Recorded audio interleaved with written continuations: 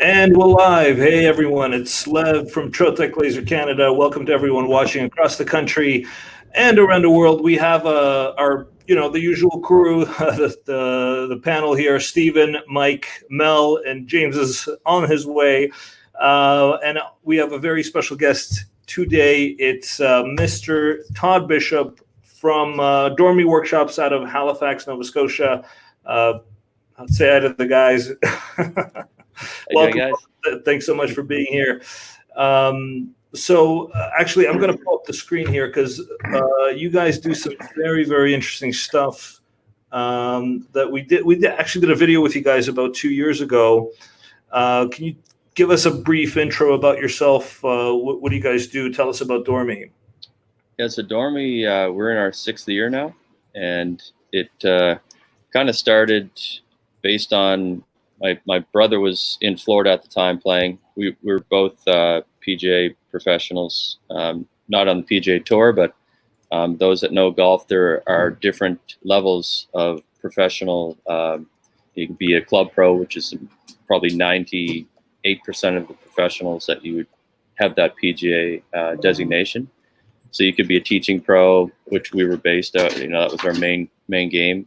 And we were also trying to play, and while we were playing, Jeff had seen some leather head covers and thought it was pretty cool and unique. So when he was trying to find some that he wanted to actually buy, he didn't really see anything that he liked, and that was kind of the genesis of how we got to where we are. It's just taking a very small segment. It's an extremely niche market, and so what we do.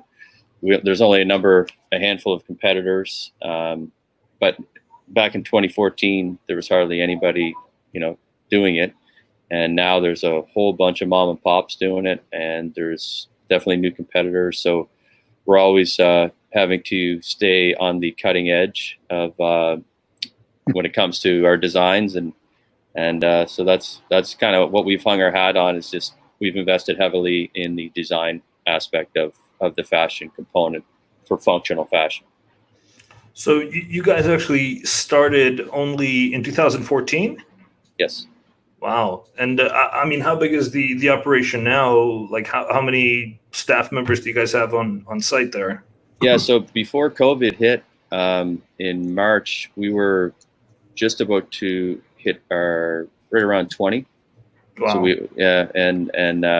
we got, once government regulations hit, everybody were working just based out of your home, except we were able to keep the shop open, but limited to only 5 staff members.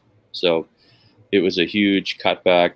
If you think of a tube of toothpaste, the tube was full, and we only had a tiny little nozzle at the end that we were trying to pump all this product out. So we have just kind of turned the corner. We're hiring again. We have actually just had an accepted offer on a new property that we're looking to move the workshop to, which will be double the square footage.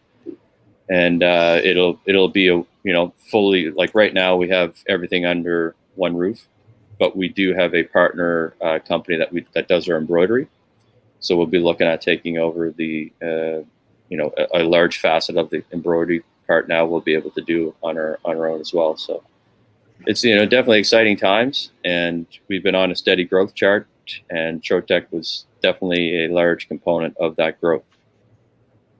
And Todd, go ahead. I'm sorry.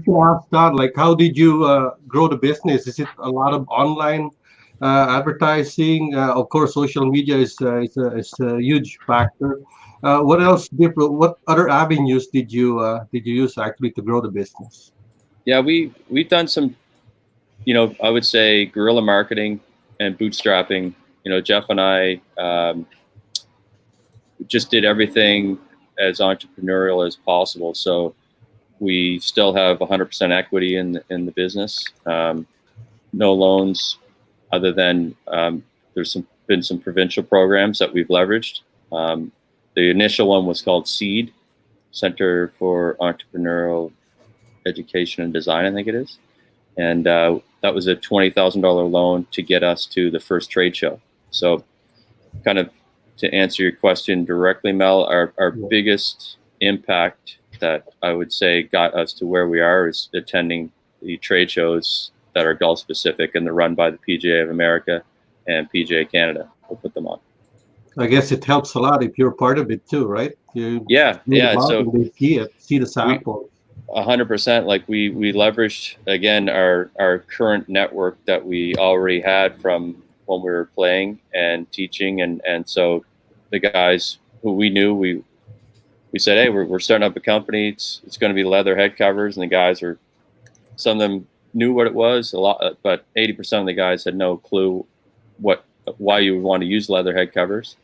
And it is a throwback to the old days, because that's if you were around in the 50s, 60s, 70s, that's everything was, geez, you could get a full leather bag back in the day, and you wouldn't look out of place.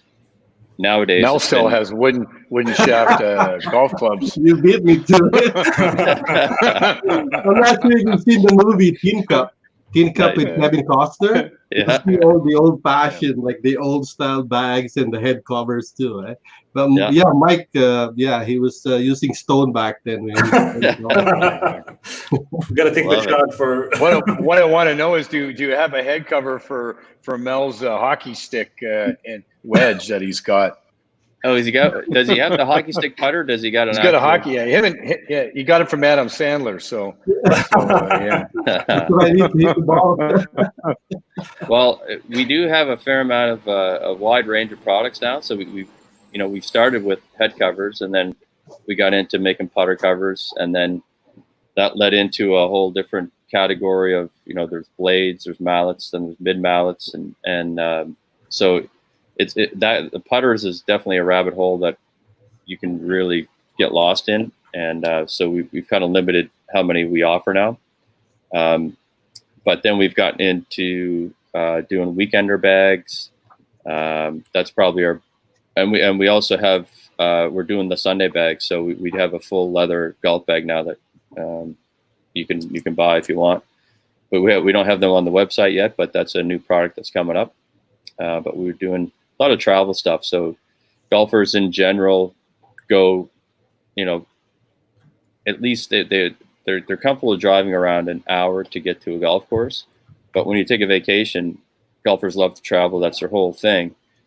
We've designed passport holders, the portfolios. So, these things here, everybody on our staff has one, and we just, wherever we go, we've got all kinds of leather products that have been tested and tried by us first, and once it passes our tests, and we put it out to the public. And I should mention, if you guys in the chat, if you have any questions for Todd about this, please don't hesitate to put them in the chat, and we'll ask them. Todd, I actually have a question. I mean, these golf covers, because it's such a niche market, where did you guys kind of decide the price point? I mean, was there a lot of competition? Well, you mentioned it wasn't that much competition in the beginning. So where did that price point come from? Yeah, so the price point at the beginning, we had discussed in great length what our strategy was going to be. And we had decided that we wanted to basically just raise the bar and never stop lifting it. So our covers, you can still get an $80 cover. And when we first started back in the day, I think our initial driver cover, started at $75. So over the 6 years, we've been able to offer, I would say an entry level.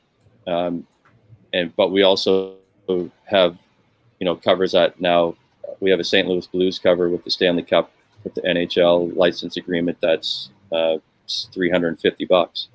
So you have one for the Leafs with an L on it? Hey man, they're in the playoffs. We'll see. Yeah, exactly. Yeah. But that our relationship with MLSE, who owns the Raptors as well, we that's what got us into the NHL because we had such a strong relationship and we did so well with the Toronto with the Leafs, and then the Raptors came on board, and then so we talked about it, and we're like, man, let's see if we can get the license for the Leafs. And then that we had to. I went down, talked to the guys in New York, and they were like, you might as well just get the whole league. And I was like, sounds great to me. And was it difficult to get the NHL partnerships? And it's there's if you compare, say, NCAA to the NHL, I would say the NCAA is, every school is kind of its own entity. So and some are like primo, like Notre Dame and the UCLA, like those schools have such a built-in following, and it's generational. Those are extremely expensive and sometimes pretty laborious to get through.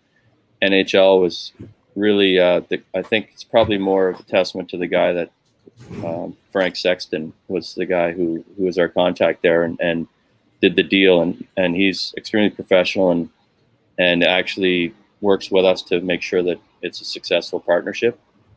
So it's not like, get the license deal done and then you never hear from them again. I actually was talking to him yesterday, and he's introduced me to some other people that are licensees. And Melly, I think you had asked about where some of our money is being spent, and Facebook advertising is one of the avenues that we've chosen to experiment with, and it's been extremely successful. And this was based on our introduction from Frank to Gilson Snowboards, which is a snowboard company in the U.S., very similar size, and it's a family-based, family-owned business similar to ours. And so there's a lot of synergies there, and we just hit it off like crazy. And now we're working with them with our Facebook campaigns, and so you just never know. Like these, you start on from a conversation with a guy in Toronto with the Toronto Maple Leafs. Next thing you know, that leads to a license deal. Next thing you know, you're talking to other licensees. So you start at one point, but you can end over almost backwards and around again. It's just the way the business is if you're strong in communication and networking. That's interesting. Cameron's actually asking, what was your first product that you guys started with? Do you remember like a specific design? Yeah, definitely. It was a driver head cover. So when we first started, Jeff and I had no sewing experience whatsoever. And so we were going from literally tailor to tailor in the city, trying to find guys that actually had a leather machine, which was a challenge in and of itself. And then we hit Kijiji and found some people that were, at home seamstresses. And we found this one particular lady that she was probably late 60s and had really bad sciatica and was in a wheelchair basically, but loved sewing. So she could, her hands and was extremely strong. And she helped develop a lot of the early products. And the first one was getting the driver cover right and fit, and where do the elastics and how do you figure out the tension, and we didn't. Our first product actually didn't have a liner. It was just the leather itself. And so if what we found, and we knew we needed to dress it up, but we didn't really know how because we weren't pros. If the driver cover, if the head was wet and you went to slide it on the leather, it would kind of stick a bit. So then we knew, okay, back to the drawing board, we got to figure out how to get liners in there.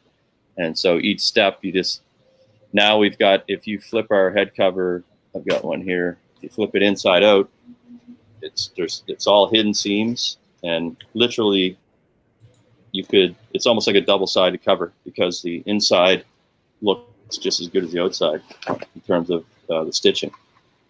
So everything's clean. Like if you flip one of our competitors' covers, it'd be all exposed edge. There'd be threads hanging all out of it. But this thing, all the way through, is seamless. So you could literally use that as your head cover if you want. It's almost reversible. So, yeah, it pretty much is. It's definitely a pain to flip them, but we have done covers where we had we did reversible covers with a zipper. So we did a tearaway zipper, and then you could flip it really easy. And that was like, I think in our 3rd year, we experimented doing that. And that was pretty popular, but is that microfiber? Cameron's asking. Yeah. So the liners that we use are usually a cotton poly blend, but we've used everything from like flame retardant. It almost looks like insulation that you'd have inside a winter jacket, to really thick, kind of a thicker pile, so that it would be like almost like a mitten inside. So there's the liners themselves. We really lifted that level. A lot of our competition, it was just a single color, and or there's no selection at all.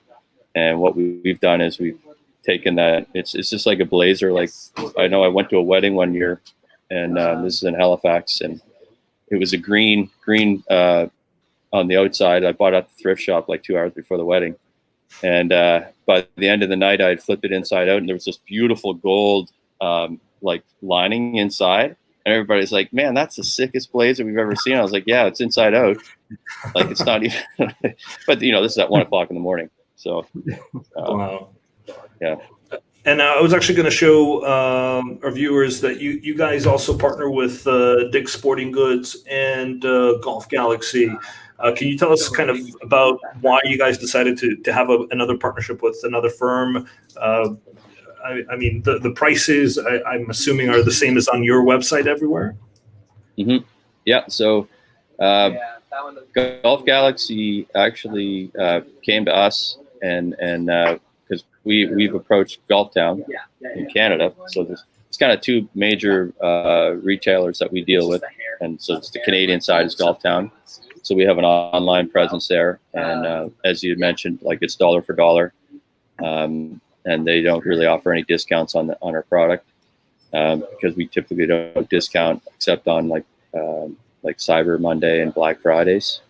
We will do some seasonal stuff every now and again and run some contests, but the Golf Galaxy one was a great opportunity to be introduced to a larger golfing public. So, did a couple different things. It was tough originally to get in there, just because there's it's called EDI, Electronic Digital Information, something to do with like how you communicate when it comes to them running an order or placing an order.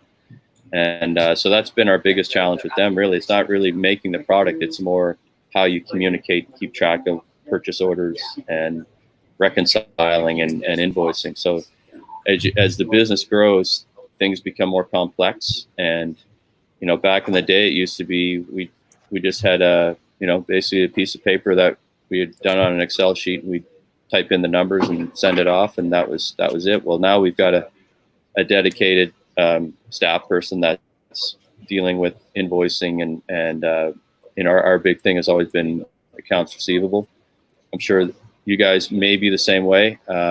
Accounts receivable, if it gets out of hand, can sink your ship really quick.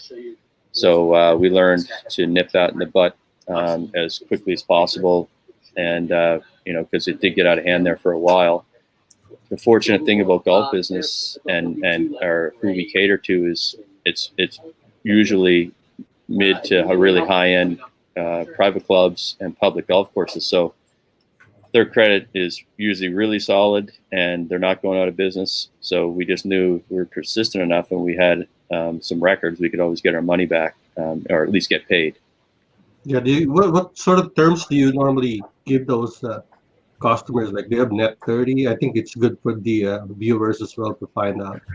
Yeah, 100%. That's what we offer. It's net 30. And for those that aren't familiar with that term, basically, if you were the golf pro at a golf course and you became a partner with Dormie, and you ordered, let's say our minimum order for wholesale pricing is 18 units.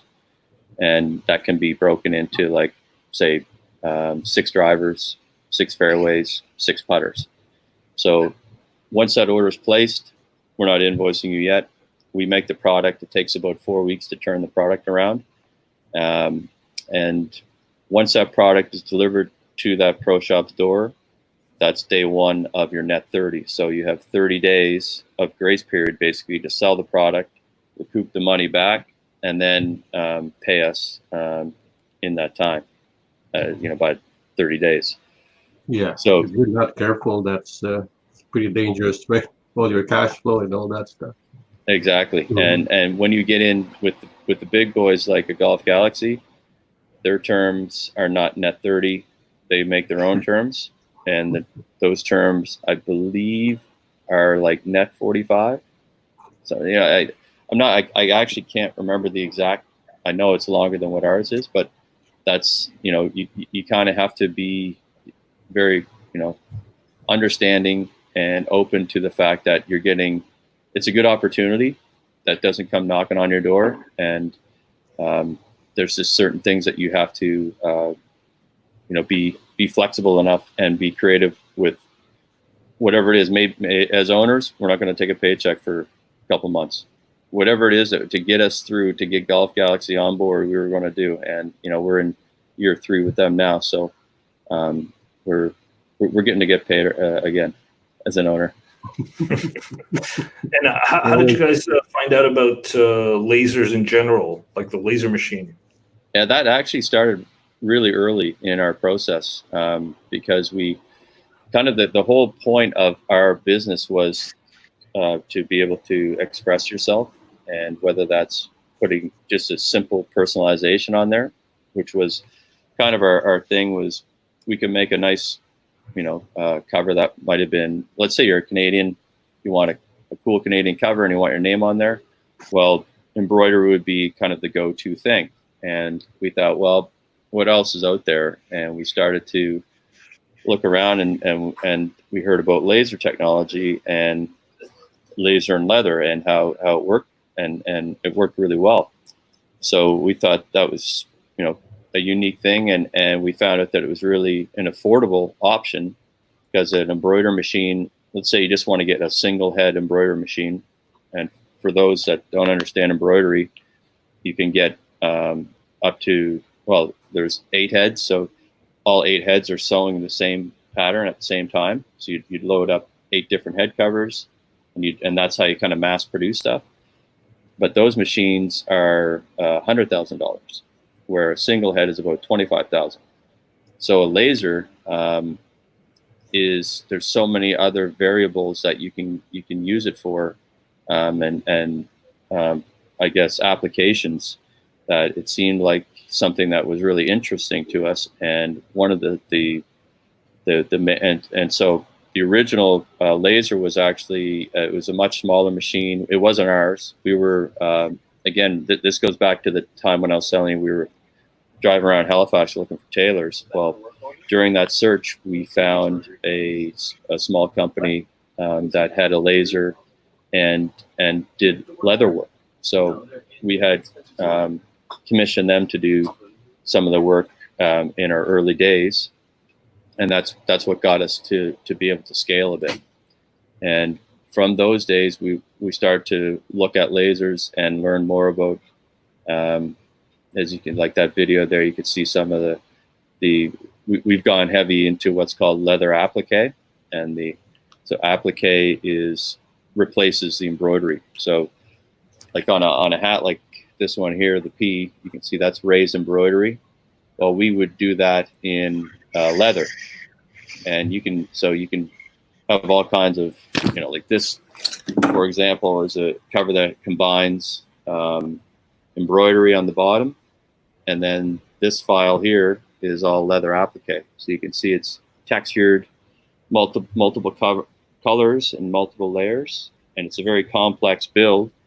And in our industry, this is what these teeth and the tongue and the backdrop of that mouth, this is what caught the eye of the golfing public and Golf Digest and everybody, because we were able to take people's, if you were a military guy or maybe a World War II, veteran, and that's nose art from World War II planes, that would really resonate with those guys. And they could be a great grandfather of somebody, and they would go, man, he's still golfing let's get him one of those covers, and we'll get his number on there, or his whatever, if he was a sergeant.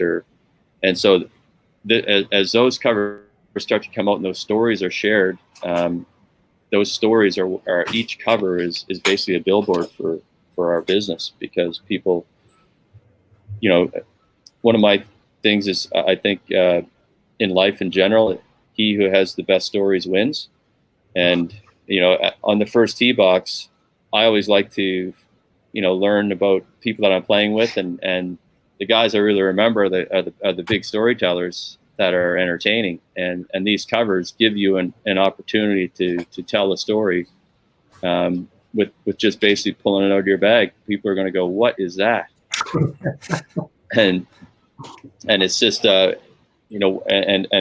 further extension of that was, so people started to send us items that were important. So like that they wanted to turn into family mementos almost. So we've done everything from making covers out of old military jackets to jerseys. One of our biggest and probably the largest, I'd say, bright spot in the last 6 years was when we started making baseball head covers. So people would send in their baseball mitts, and we'd tear those apart and then rebuild them. And so we call that experiential. So they're experiential head covers. And in that cover, there's a lifetime of stories already built into it without even being a new head cover. And so we've got a bunch of big leaguers that have, like, some World Series gloves we actually got to work with. And so that was pretty awesome when you get to that last level. Like there's not a lot of people that have been in a World Series, let alone win one. And then we're making head covers out of them. So it's crazy how it's all come together. And how do you usually find, do customers buy the entire set, like a cover for each golf club, or is it like a special golf club that they would buy like as a gift?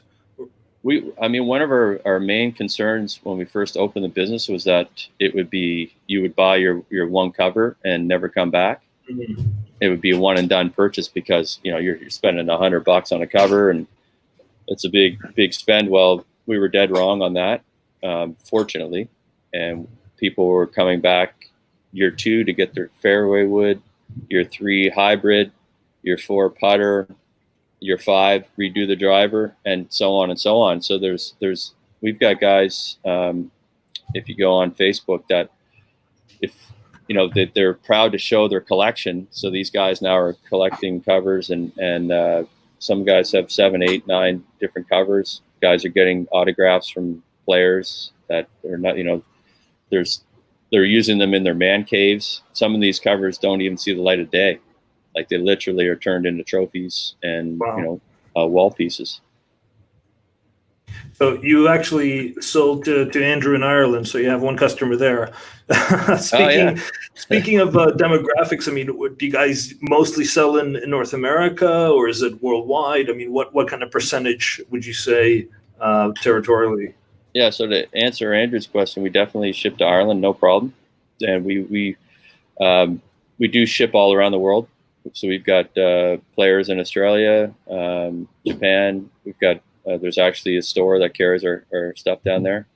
So the Asian market is something that's emerging, and so Korea is a huge golfing country, and we're definitely going to we have our targets set on them. But again, we went to the UK a couple years ago, and so we've got like Kingsbarns, which is a relatively new course over there. It's about 15 minutes outside of St. Andrews. So they're a huge feather in our cap to have them on board, and they go deep with their collections too. So, and they really let us run with some fun designs. But it has, I would say, percentage wise, it's mainly U.S. Canada is, I would say, at about the 30% mark now. It used to be 70 Canada, 30 U.S., probably by year 2. Year 3, I think it was about 3.5, 4.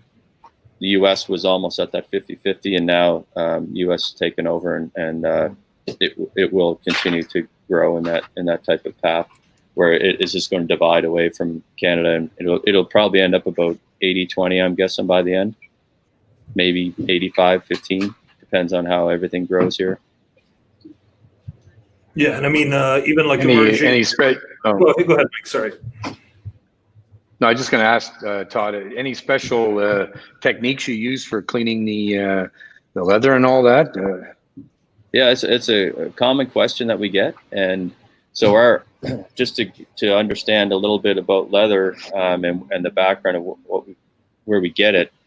Majority of our leather is from Italy, and so it's most of it is treated, and so the ones that you see that are colored, like the blues and the reds and the whites and the blacks, those are similar to like an upholstery grade, kind of, if it's car seats you want to think of.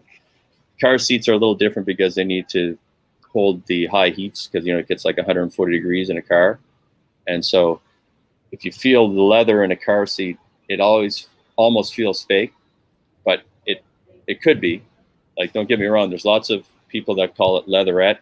Like, there's a million different ways of faking and just wordsmithing the term leather. It's a really sketchy area for us, and that's part of the reason why we use the cow as our main logo, because we've never used synthetic leather. We are pure. Yeah, that was my next question. So you've never used or will use synthetic leather? No, and there's times where we would, in a certain, let's say a customer sent us in a piece of synthetic leather that he wanted in his build. We're more than happy to include that, and we have done in those experiential covers. We've used different materials, like Corona had a promotional bag that looked like an old kind of hay bale kind of bag, like a potato sack, and it was a cooler. So we pulled that apart, and where the branding of the Corona label was, we turned that into a head cover, and people love those. So again, it's that experiential, just looking at a cool print and figuring out a way to turn that into a head cover. But to clean the leather, it really is, if it's treated, like for example, this cover here would only be just soap and water. And if you get, let's say you get a pen mark on there, there's a product called Magic Eraser. It's made by Mr. Clean. It's Mike's favorite. Yeah, it was made by Mike. Mr. Clean is right over there. Hey, Todd, a lot of people are probably dying to find out, like, how do you deal with the smell when you laser it? Yeah, that's a good question. The smell of leather? Yeah, when you cut it with the laser. Oh yeah, that has that. So we clean our products like thoroughly as best we can, because there's a residue that's left behind from that, as you can imagine, and we use Windex and water. So around the edges, if we had like a burned, let's say this was a burned edge here, we would take the Windex and water and just clean it as best we could with shop towels, like those blue towels that you see mechanics using. Yeah. That's what we use. The Magic Eraser, though, you have to be cautious, because you can damage the surface if you dig at it too hard. So that white, you wouldn't notice it until you see it in the sun, and it'd be like, just to be one color, and then all of a sudden there's this little smudge down here, and it's lost its kind of shimmer or shine, and that's because you've gone too hard or firm. So we always tell people soap and water. If the inside tip is Magic Eraser, but the Magic Eraser is dangerous because you can actually damage the product. So we don't really advocate that much unless you're in our situation where we know there's just a light dab that you can do to pull it off. That's a lot of trade secrets there. Thanks. That's one reason why I always wet them. Exactly. It calms the effect of the abrasive. Yeah. If you're using the Magic Eraser, use the Magic Eraser, the whole thing, not just the one spot there.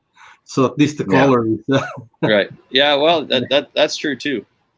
I mean, those, I don't know how they ever figured out how to make those Magic Erasers, whether there's a little bit of bleach in there or something, but they are a potent little, they're a very powerful product. Yeah, we used them. Stephen and I could use them to cut down the shine in our foreheads a little bit. I think, right? Todd, we got a question. I gotta abuse somebody. That's funny. We got a question from Cameron.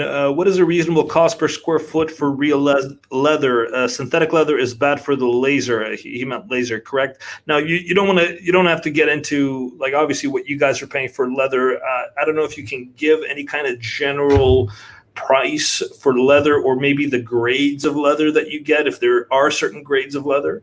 Yeah. So our stock right now, like if we went out back, we've got about 150 stock colors, and then we carry inventory of that, and there are different grades, and I'd say our if you find the right partner in leather for a Canadian distributor, you should be able to get upholstery grade leather somewhere between, I'd say, $5 to $6 a square foot. And that would be something that would be I wouldn't say waterproof, but water resistant is a good way of describing it. Leather, it's the world's oldest technical fabric. So, there's a reason why Conan and all those guys back in the day would have a sword and a strap of leather on them, because that was what they used back then, and it's still the best, most, it's leather it's what everybody wants. And it's got the best feel. As it ages, it gets better. It becomes softer. There's different characteristics of each of our leathers. So like this gray one here is it's you can see it's kind of got a duller finish to it. And this will patina over time. And you can actually see where we did a debossing on this one. We were just doing a test. And so as this leather ages, it actually turns to a really high gloss finish. So it starts out with a matte finish, and by the end of it, it ends up with a gloss like Mike's head. I have the same head, so I'm allowed to make that joke.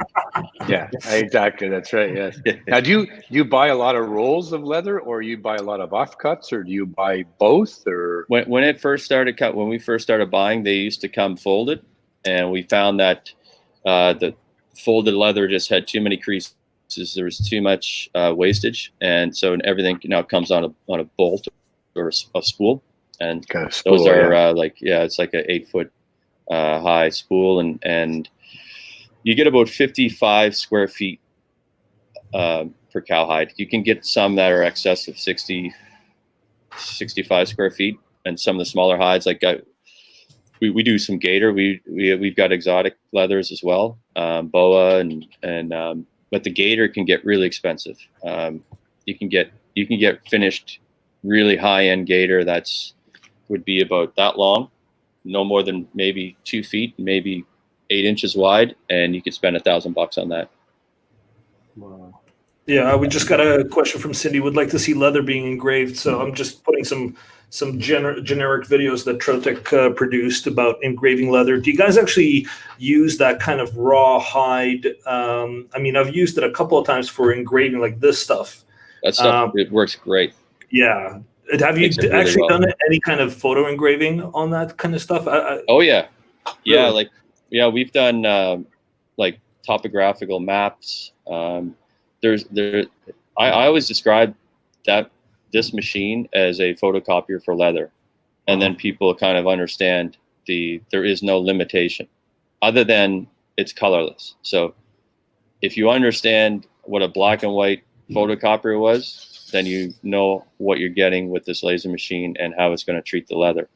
It leaves that tonal finish to it, and if you're fine with that, then there's obviously some colors where it depends on what type of finish you want. But the one that you're showing now, that's a really good color to make it pop. Where we'll do laser etching on black leather, and it's very it's subtle, but some people want that. They don't want that to pop, and there's different reasons and motivations for every design piece, but there's really no limitation on the different colors either. That's the perfect way to describe it. Photocopier. now, because when we usually tell people it's a printer on steroids, Yeah. and they usually ask you, can it print color? And then, you have to explain it. But if you say photocopier, Yeah. that tells the customer right That's away it. that you can only do black and white, right? Yeah. And then they get in that headspace and it's like, okay, that we can make that work. Yeah, that's beautiful. Look at that. Yeah, this is the couple of stuff that we did. So I just wanted to show guys that, with the raw hide, you could do photo engraving on the raw hide leather because it's such a nice material. It's thick and it's not going to crumple up. That's the other thing. I remember when working with a professor from I think it was George Brown. We did it like it was thin. It was actually Italian leather. It was thin and it would curl up when you would engrave it a lot. Do you guys see that kind of issue? How do you go around that? Definitely. So we know that there's certain limitations on the thinness is definitely a factor where it will curl. And so depending on what you're trying to accomplish with the design, if it's a glue and stitch situation, it's just you got to make sure that you've got to glue down before you start to put the thread to and needle through it. But it will cut really thick grades as well. Like we have belt leather here too. And like with this leather applique that we, like I was mentioning earlier, like we've made rose petals from it. Like there's all kinds of different applications that we've used it for. But that curling is partially due to the heat and just the way the leather, reacts to it because it once was a living organism. And but again, you just glue it, and there's a special type of glue that it will it lasts for only a certain amount of time, and if you have, say, a little bit that spills out the side, it just curls up in a little ball. So it looks like a white school glue, and if you know anybody in the leather industry, they can give you the name of that particular glue. And do you guys mix and match? I've actually seen some denim on your golf covers. What's kind of the reaction to denim? Have you ever tried engraving denim? We didn't do any engraving on the denim. I have seen some. I know that you guys do that, which is pretty cool. I think some of our staff have used a laser for some denim work, for their personal items. Right. The only reason why we did the denim was more of a play on the Canadian tuxedo. Oh, cool. And yeah, it was kind of a joke head cover. And then all of a sudden that got out there, and then people they wanted to have like jean shorts, and we made head covers where you could actually unbutton and unzip the pants and stuff. It always starts with the little one idea. It's like, oh, let's try denim, and then we'll put the leather patch on it just to make sure that we've got our leather covered. And then that went into some experiential covers, and then we got into making jean jackets, and then that turned into replicating the master's green jacket. And then what happens in this industry is the mom and pops end up ripping your designs, and so we see our competitors, literally stealing our designs. Is not patentable, and it's not even worth trying, and we don't bother fighting it. We just have a list of people that we know that are not respective of our work. So if we see them at the trade show, they probably don't get a hello or a free beer when we're doing our happy hour. And actually, your brother does he do all of the design, or?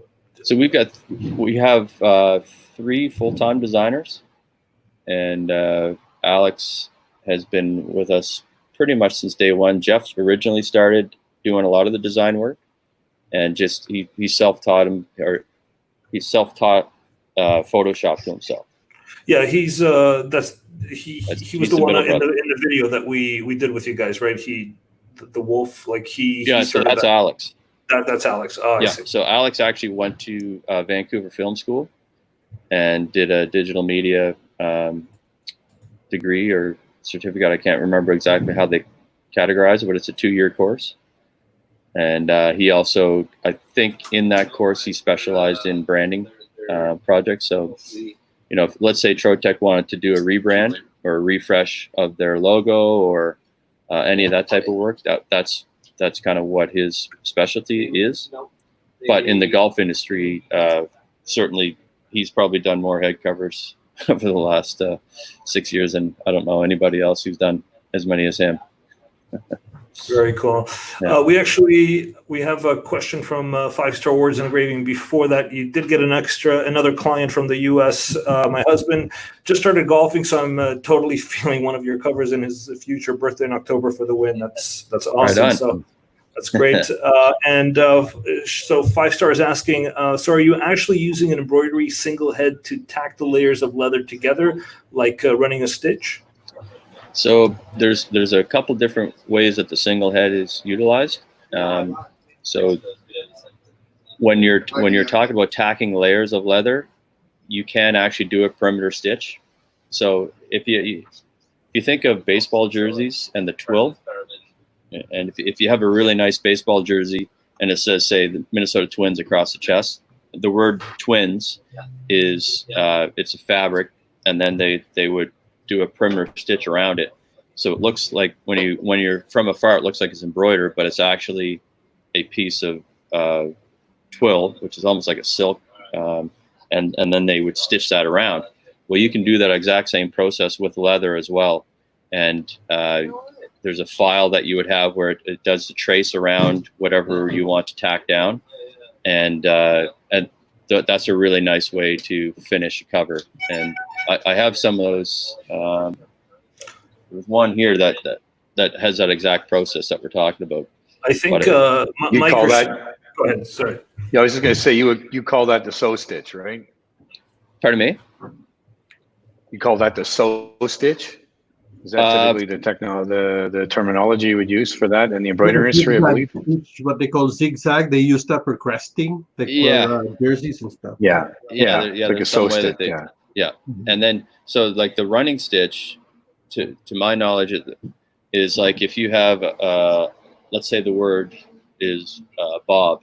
Well, from there's a way that the stitch ends, and you would, if it's a black thread on white leather, sometimes it would leave like a finished edge like that, so it doesn't look as good. So you'd want to do a perimeter stitch around that to sew all that in.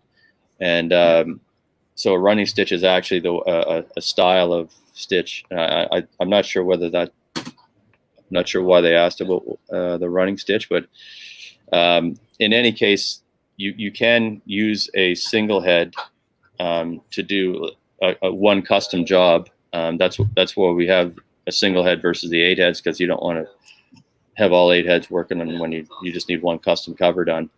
So we're fortunate to have that embroidery partner here, but we're about to enter that realm here in the next year of having everything under our control. Do you do any sublimation on leather? Pardon me? Do you do any sublimation on leather too, or is it... we have tried it, and to our we've done a bunch of testing with it, and the guys that we did it with, some were good, some were bad. It just, there were so many variables of whether the leather had a finish to it, and then when you're applying another finish, how do those chemicals react, and does it peel, and is the heat going to affect it? Is the rain going to affect it? So in our industry, we need to build stuff that's, it needs to be really durable, and we found that a lot of that stuff just doesn't pass the test. And it's out there. I find like those designs, we do printed leather, and it's done in Italy, and those are for big runs. Like we just did one. Have you guys ever heard of the course called the National in Toronto? So it's one of the probably most famous private clubs in Canada, and it's always like top 3 ranked. And they had an old national logo, and it was actually a really cool print.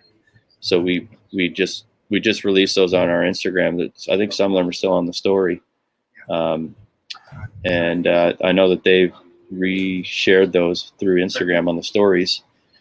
And yeah, if you get that up there, if you keep skipping, there you go. So that green, so that pattern there it was made in Italy, or at least it was produced on Italian leather in an Italian factory that does this printing process, and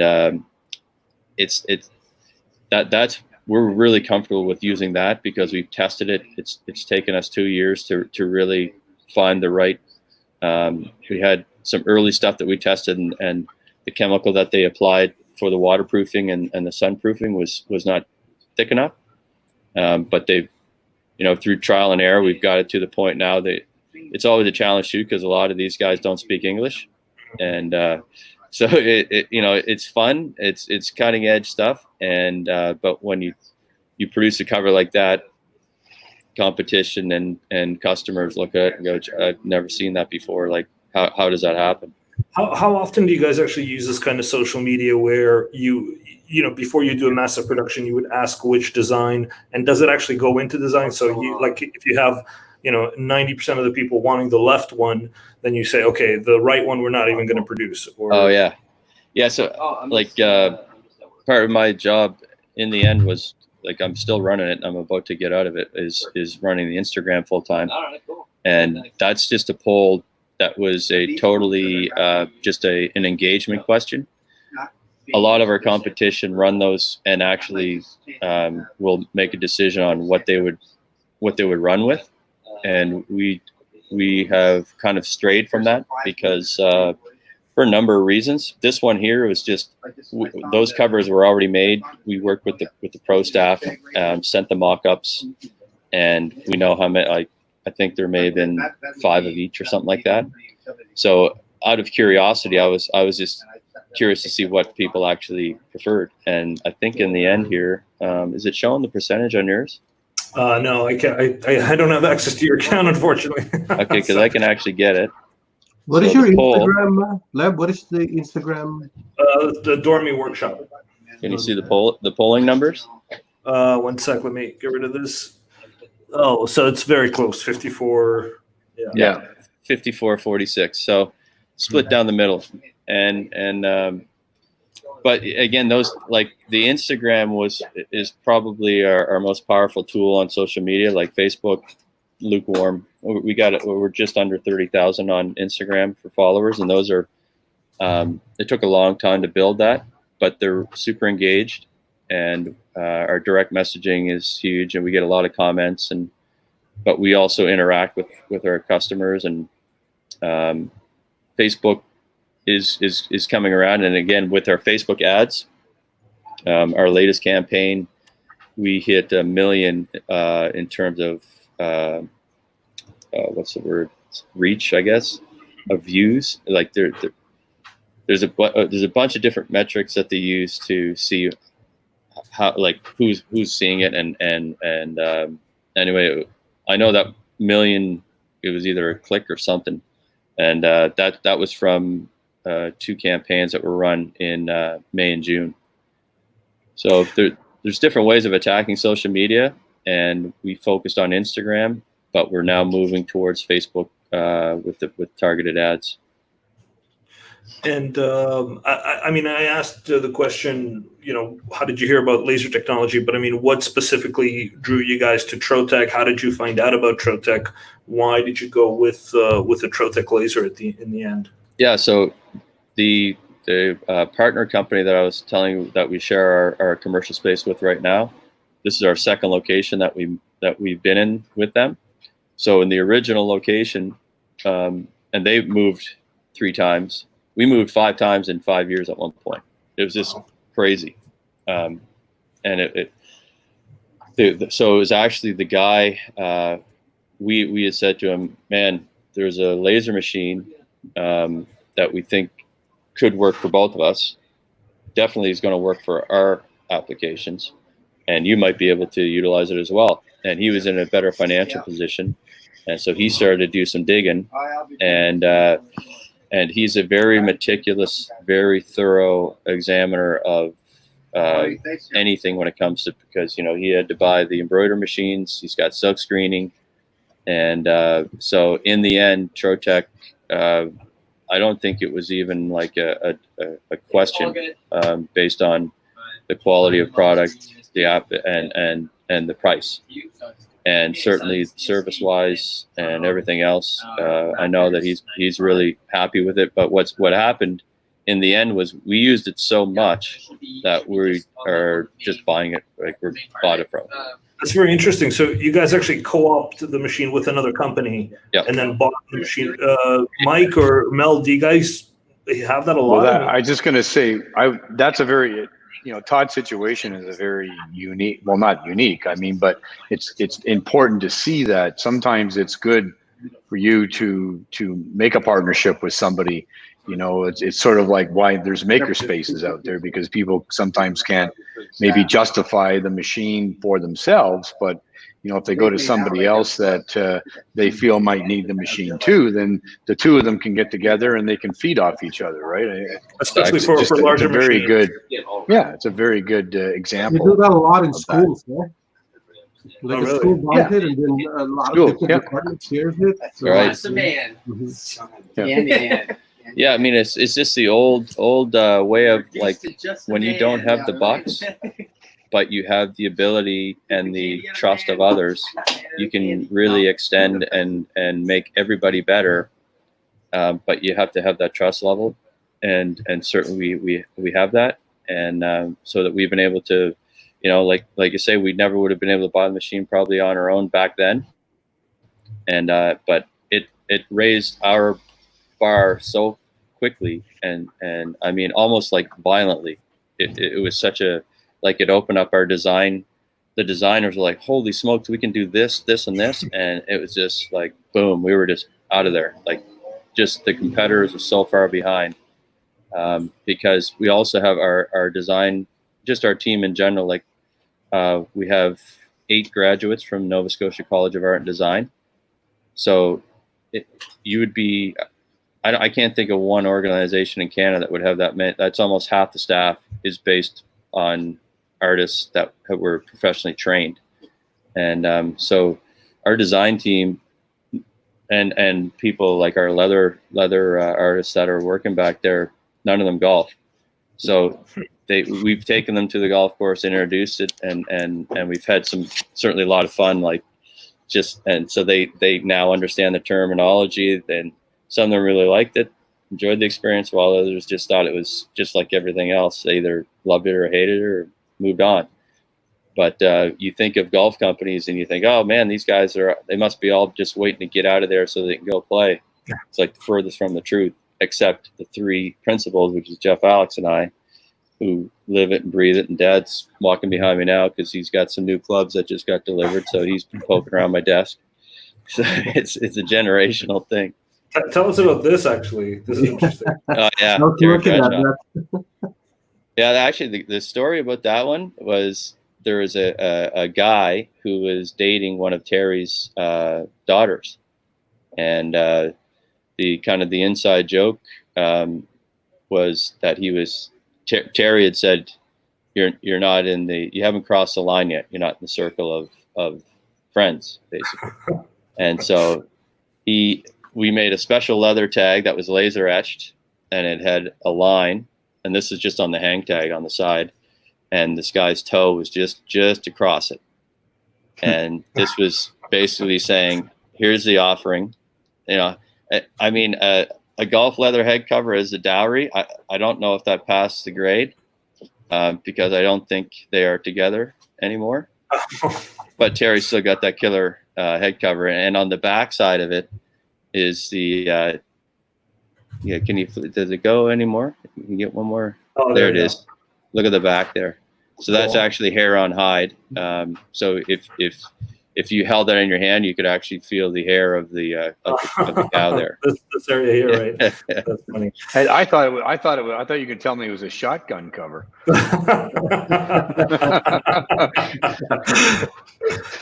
I'd have a shotgun cover for the boys that came over to date my daughters. Actually, Mike, tell them which sticker you have on your car. Yeah, it's Dad. Dad's against daughters dating. So you can get T-shirts and everything like that. So Sounds like a cover in the making. There you go. You gave him an idea. yeah, That's not misleading. Yeah. And then what? Like, I was actually interested. I mean, what average would you say between the design and the production? How long does it take to make a full golf cover? You know, from beginning to end. Yeah. So, like, if let's say we're going to use that dad example, and so it would be okay. Well, we need to figure out the font. Do you need actually some logo like cross clubs, or so there would be some digital mock-ups that we would create. That usually takes 48 hours. You get your mock-up back. We allow 2 iterations, so we could hit it out of the park and it's approved. And from that point, once we get that design to the approval point, then it should be 4 weeks to deliver. But right now we're 5 to 6 with COVID and UPS. I mean, I don't think you can find a shipping company right now that has any guarantees anymore. So it's a challenging time. People are definitely, we're very transparent on our delivery times and set the expectations that realistically our production, you know, just even getting our leathers from Italy was a real challenge. So we had to source some other leathers, which is fine. I mean, there's still great high quality from South America. China has some as well, and US. So there's lots of ways to get really high quality leather. We just prefer to use Italian because we know the guys there, and it's really the best in the world. This is actually cool. You guys did recycle Coach bags for golf covers? Wow. Yeah, we've done Louis Vuitton. We've done Goyard. We've done all kinds of, again, that's those experiential covers. So people saw one that we made, and then it was a flurry for about 12 months straight. Just people sending in their wives' purses and bags, and you know, it's a good way to get on their good side. Yeah. James missed the jam session, but he wants a full set of Trailer Park Boys. Yeah. I mean, the thing about our team is we can definitely do inspired work. If we don't have the license agreement set up, we can't, you know, specifically use the same font and everything like that. But we have a new license agreement with a company called Radio Days, and that's given us access to images like the Beatles, Albert Einstein, Jimi Hendrix, the Little Rascals. There's all these different kind of the golden era of music and TV. So that's going to be the next thing that we're going to start to release is some of these special license agreements that we have. And before we finish it off, I want to ask: do you guys have any? Do you ever put any like hard physical objects into the soft leather, like wood or acrylic or plastics or anything like that, in terms of integrating? Yeah, so we use rivets a lot. I had one here too, but yeah, we use a lot of rivets. We're actually doing an injection mold, which is again it's an Italian process. So it's going to create that raised 3D look. So let's say, you know, we make these crazy dog covers, and that's all because of Trotec. That was because we do the name tags as well, right? All right, so cool. That whole thing is basically made using a Trotec machine, other than the little D-ring that we have to hang the name tag from. But I can't forget what I was. Sell the D-rings too, Todd. Oh yeah. Well, no, the reason I'm saying because we have like our acrylics that Trotec sells is Italian acrylic. We have like 90 different colors of acrylic, mirrored and you know, neon and whatever. So my question was like, do you guys would you ever integrate small components of you know, something like laser cut or engraved acrylic into these kind of golf covers? We haven't done it specifically for golf covers, but we used them for trade shows. So all our acrylic signage, because all that earned media, we bought the rights to. So a lot of people don't even understand that game.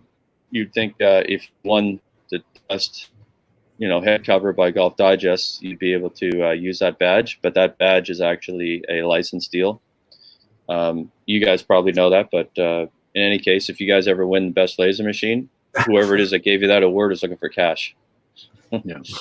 So in order to use those badges, the point I was trying to make is we used the Trotec to do that clear with the kind of glaze, or that shading that you use when you shade a window for privacy, like in the bathroom, like that type of finish we used for making the Golf Digest signs, and so those badges, like just putting that on there at our trade show booth. Then Golf Digest came by, they took a photo, and they're like, oh, here's one of our Editor's Choice Award winners, and then that gets put on the media. So those trade shows become very fluid marketing machines of promotion and advertising in a secondary. It wasn't our intention to just utilize the trade show for that purpose, but that's what happens in the end. We get tons of interviews like that, and it's great. We kind of double down on our money spent, so it's a good ROI. Very cool. I think, we're over the hours mark, so I think we'll end it there. Unfortunately, Stephen, we didn't have any tech questions for you, but, guys, if you have any, people are watching, if you have any tech questions along the way that you want to ask, we'll definitely bring it up. That's why we have Stephen here. But other than that, I just want to really thank Todd for his time, for the hour that he spent with us. I mean, it's definitely a really, really cool world of just design and production, and a really unique product. Anything else the panel wants to say? Well, I need to talk to Todd because this needs replacement. Oh, geez. There it is. The reason why we live. Now you need a swing replacement, not a we used to do that too. Okay, well, thanks so much. Thanks so much for your time. We'll see you guys next week. Hey, well, thanks for the laser technology, guys. It definitely transformed our Thanks, business. Todd, for cool. Thank you so much. Awesome. Thank you. Thanks, guys. Pleasure meeting you. Likewise.